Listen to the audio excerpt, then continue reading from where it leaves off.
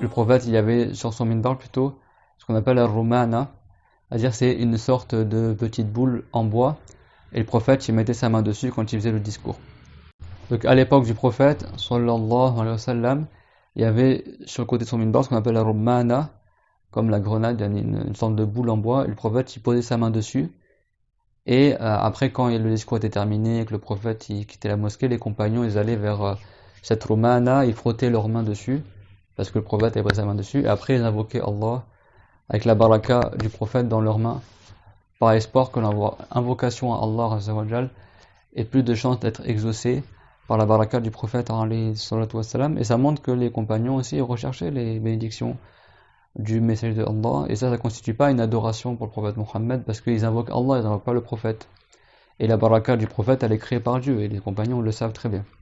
C'est pour ça également que dans le Sahih de Muslim, il y a un chapitre entier sur le tawassul et le tabarruk, c'est-à-dire sur la recherche de la baraka et des bénédictions du prophète, dans lequel il a mentionné le hadith de Sulaym, que le prophète il faisait la sieste chez elle, et que pendant qu'il dormait il transpirait, et que Sulaym a récupéré la transpiration du prophète, alayhi salatu wassalam, avec un morceau de tissu, elle l'essorait dans son pot de parfum, pour avoir plus de parfum, parce que la transpiration du prophète, elle sentait extrêmement bon, meilleur que le musc, donc elle, pour rajouter du parfum à son parfum, et pour que son parfum il soit encore plus embaumant, et pour la baraka aussi.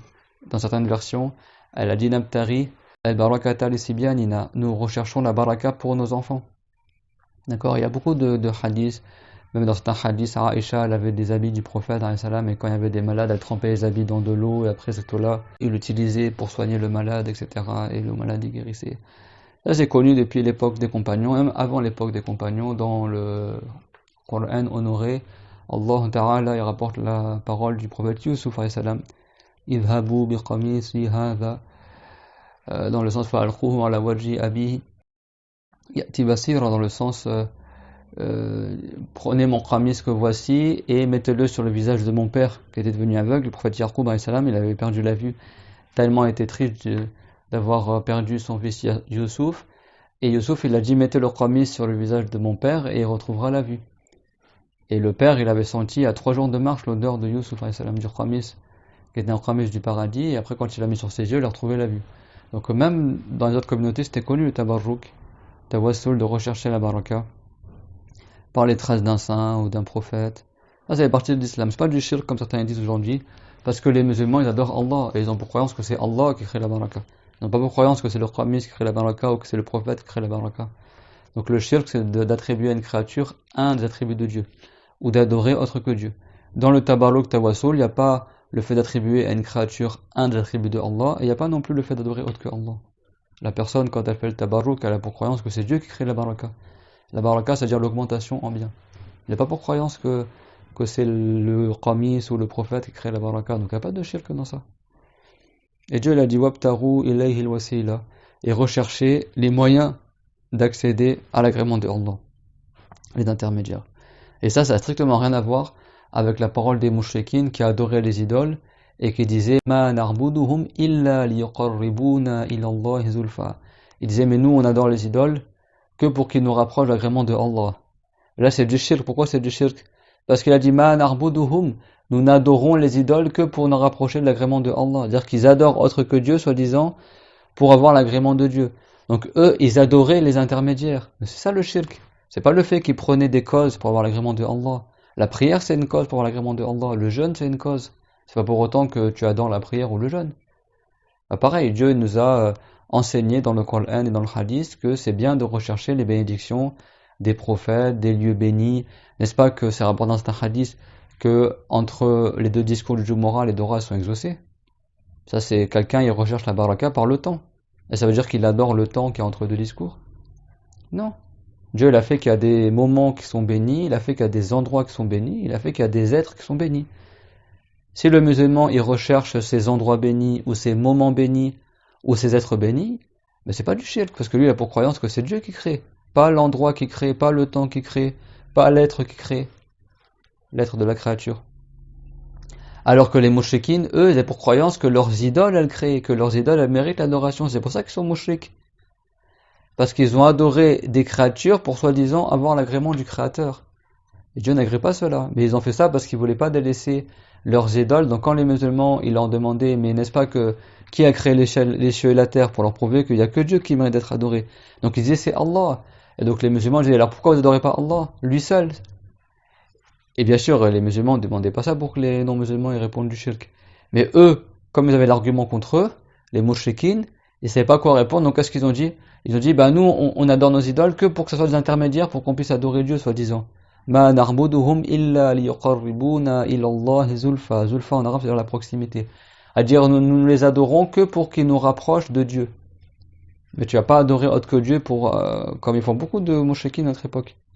Ils vont adorer un prophète ou un saint, soi-disant, pour adorer Dieu. Ben non, Dieu, il n'agrée qu'on adore que lui. Voilà, yarda li ibadihi al-kufar. Dieu l'a dit, voilà, yarda li ibadihi al-kufar. Voilà, yarda li ibadihi al-kufar. Dieu n'agrée pas qu'on adore autre que lui, qu'on fasse de la mécréance. Et Luqman, dans le Coran, dans Luqman, il dit à son fils, la tushrik billah. N'adore pas autre que Allah. D'accord, il a dit après que le shirk, c'est zulmun azim, que c'est une grande injustice. Il ne faut pas mélanger. Hein. Pas parce que les mouchikines, ils adoraient des intermédiaires, soi-disant sous prétexte pour pouvoir adorer Dieu, que le simple fait de prendre des intermédiaires, c'est du shirk. C'est deux choses différentes. Si tu adores les intermédiaires, t'es mouchik. Si tu adores pas l'intermédiaire, t'es pas mouchik. Si c'est des intermédiaires que Dieu agrée, c'est pas de la mécréance. Sinon, Dieu, il a déjà prédestiné toute éternité. Qui c'est qui ira au paradis et qui c'est qui ira en enfer. Alors pourquoi on jeûne, pourquoi on prie, pourquoi on invoque Allah si tout est déjà prédestiné? Parce que ce sont des causes.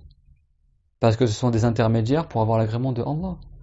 Ben c'est pareil, si quelqu'un fait tabarruk, tawassul, ça va rien changer à la prédestination. On n'a pas pour croyance que c'est le prophète qui va créer pour nous la guérison, ou il va créer pour nous le... Non. Mais ça, c'est des gens qui sont faibles d'esprit, qui mélangent tout, ou qui font exprès de trouver des prétextes pour déclarer mécrants les musulmans. Donc ils ont dit, vous êtes comme les mouchikines qui adorent les tombes. Mais eux, ils ont fait comme dans le passé, les Khawarij, ils ont pris des ayats qui sont rapportés pour les non-musulmans et les ont appliqués sur les musulmans.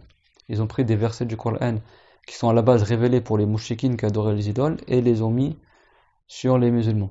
Comme les versets qui disent que les mouchikines qu'ils font le Dora de gens qui ne les entendent pas et qui leur seront d'aucune utilité jusqu'au jour dernier. Ici, Yadro, ça veut dire qu'ils adorent, ça veut pas dire ils appellent. Mais eux, ces gens-là aguerris, disent quoi? Ils disent que le fait d'appeler les morts, c'est du shirk.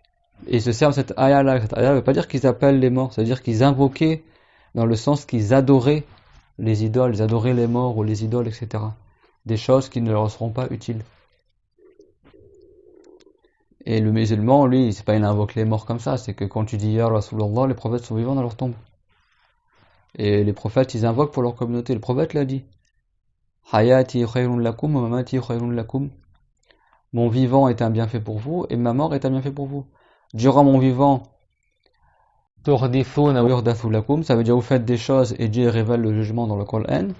Et après ma mort, et ben Dieu il m'expose les actes que vous faites de ma communauté, de manière générale, il y a certaines choses que la communauté elle fait. Il dit faïda ra'aytu khayran hamidullah, et si je vois du bien dans ce que ma communauté elle fait, alors je louerai Allah. Wa idha ra'aytu ghayra dhalik istaghfartu lakum, et si je vois autre que du bien, eh ben je demanderai le pardon pour vous. Le prophète dit je demanderai le pardon pour vous. Il parle de après sa mort.